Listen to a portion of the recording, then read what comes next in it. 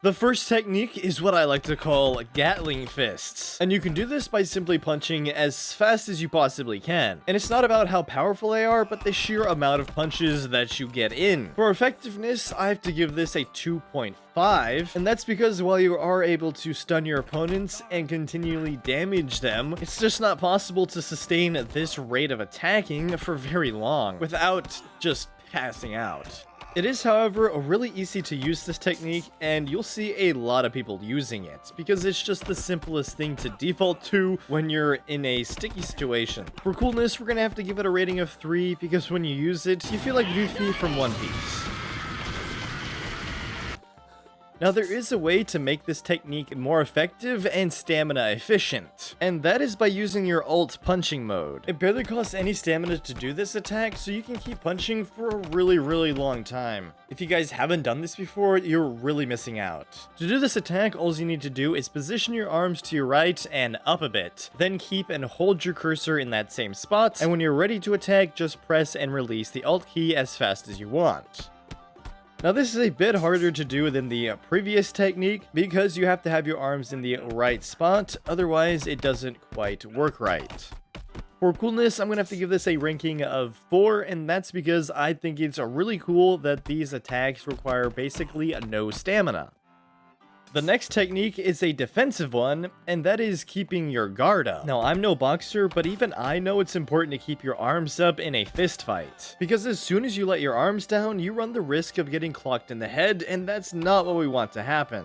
Now, to show how effective this is in a half sword, I stood still and let a bot punch me till I was on the ground, once with my arms at my waist, and once with my arms blocking my head. Without my defense up, I was out under a minute flat. But with my guard up, I was easily able to last twice that long, and I would have survived longer if my opponent didn't slip past my defense.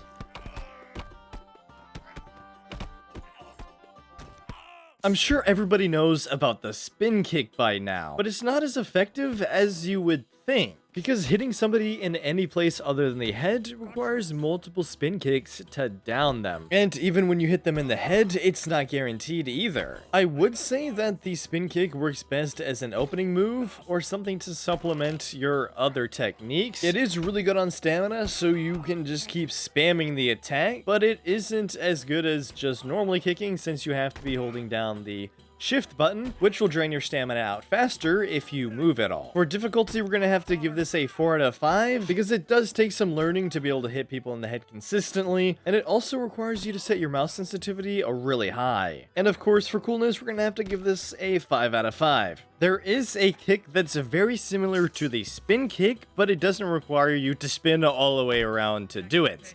And that is the hook kick. And because you don't disorientate yourself as much as you do when you do a 360, it's actually more effective because that makes it easier to use in combination with other attacks. The hook kick is also really good at getting your opponent to drop their guard mid-fight, conveniently exposing their head and neck.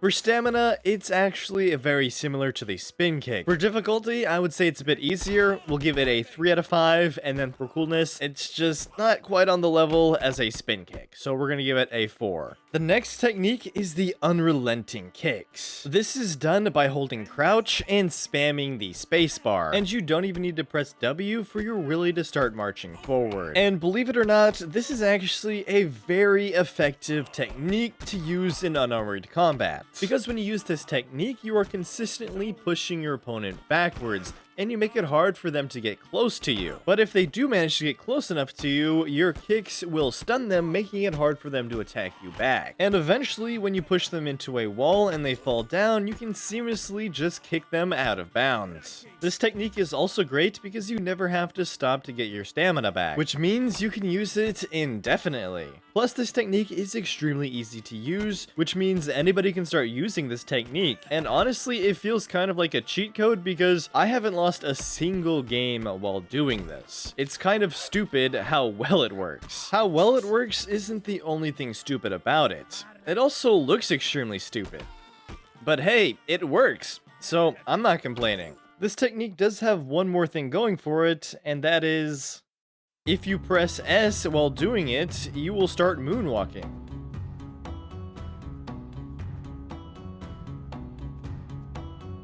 The next technique is a variation of the previous one, but this time we're going to be kicking with one of our legs and punching with one of our arms. This technique is also very effective, but in a different way. It allows you to deal more damage than the previous technique, but it's worse for stamina, which is why we only use one arm instead of two. If we did use two arms, we would run out of all of our stamina in a blink of an eye. And the reason this technique is so effective is that we're doing everything that the previous technique was able to do, but we also have access to using our arm. And this is going to do two things for us. First of all, it's going to allow us to punch our opponent's head closer to our foot so we can kick it easier. Secondly, it's going to make our punches deal more damage, and that's because we're doing a jumping motion, which is going to allow us to use the weight of our body to increase their power and momentum. Now, this technique is a bit more difficult to use than the previous one, technically, and I guess it doesn't look as stupid, so we're gonna give difficulty and coolness a rating of 2. The next technique is grabbing, which is super effective. Usually you want to try to grab one of their arms so that you disable a threat while opening up their defense for your own attacks. Grabbing them stops them from getting away from you if they try to run, but it also stops them from getting too close so you can keep them right where you want them. For stamina ranking, we're gonna give it a 5 out of 5 because you literally don't spend any stamina to grab somebody. The only stamina you would use is from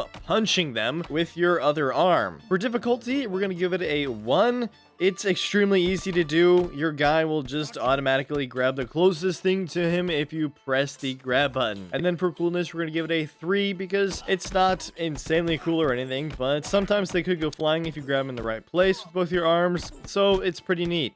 Headbutting is one of the least consistent techniques to use in half sword because there's a lot of things that need to go right for it to actually work. Like you need to start back at a far distance so you can build up enough speed for it to do any damage. Plus, they can't have their guard up, otherwise you would run face first into their fists. And trying to aim a headbutt is a whole nother story. But if you do manage to hit them square in the face with the top of your head, it can do quite a bit of damage, which is why it's not a completely useless technique. It is a bit risky, however, so you should definitely use it with caution. This technique is really good on stamina, but I would say it's pretty difficult to pull off since there's a lot of variables in order to execute it properly. And for coolness, we'll give it a 3 out of 5. Since you made it this far, I have a secret technique to show you guys. I like to call it the Phantom Step. At its core, it's a spin kick, but we direct the momentum that we get from spinning into a burst of speed, which has the potential to teleport you across some crazy distances. And this can be used for offensive or evasive actions.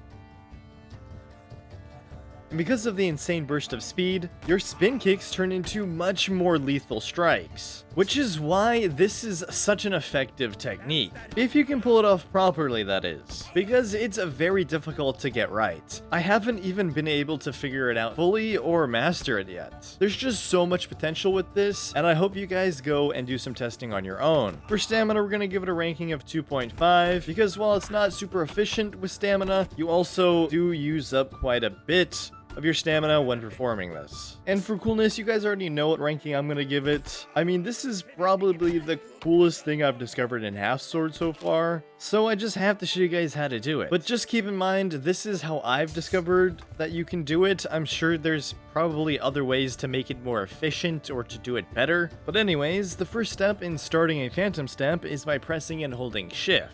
So you can start from either a stationary stance or while you're running. The next step is to kick and then start spinning. If you do it in reverse, it's not going to work right. And this is how you do a spin kick in half sword, so technically it's more of a kick spin. Now it's time to add movement into the mix, and we're gonna do this by pressing and holding W. And you should see your character jump a bit, but it's not gonna be very far. And the last step is to direct your momentum. Think about it, if you're spinning in a circle just holding W, you wouldn't be moving anywhere. But we can use the W, A, S, and D keys to counteract this, and move us in any direction we want to go despite spinning in a circle, which is what we want to keep our momentum going in a single line so we don't slow down.